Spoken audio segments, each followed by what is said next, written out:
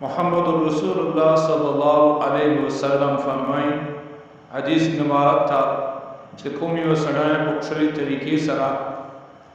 और 10 वो की जे मोहम्मद रसूलुल्लाह सल्लल्लाहु अलैहि वसल्लम कोम सुन्नत तरीके सरा और 10 ता भी आ तरीके सरा अंदाज सरा de sunanu de mustahabbat rijal wasati wala pak taduk sadi هغه ګناهونه چې د لاسونو باندې کړي دي، کوم ګناهونه یې په سترګو کړي دي، کوم غوږونو باندې کړي دي،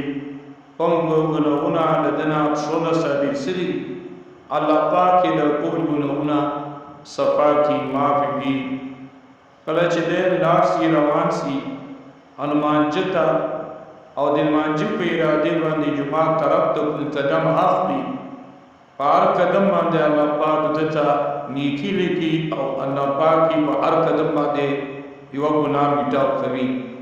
نو لمونځ دومره لوی اهم عبادت ته چې کوم یو سړی اکثره طریقې سره او 10 وکړي د اوداسه په وجه باندې الله پاک د دې څخه ختم کړي چې په طریقې سره وي د لمانځه لپاره او سړی د لمانځه اهتمام کوي د په وجه باندې با صحابه کرام لمانځه ته کیوړو کې قدمونه اخیستل او د محمد رسول الله صلی الله علیه وسلم د اوداسه چې به د رسول الله مبارک د سنتو اتباع کوله اکثره طریقې سره به کوله نو په اوداسه سره الله پاک د سړي ګناه میټاو کړي. په دې نه ګناه هغه ګناه مراد دی چې هغه صغیره ګناه وي، کبیره ګناه الله پاک په توبې باندې معاف کوي،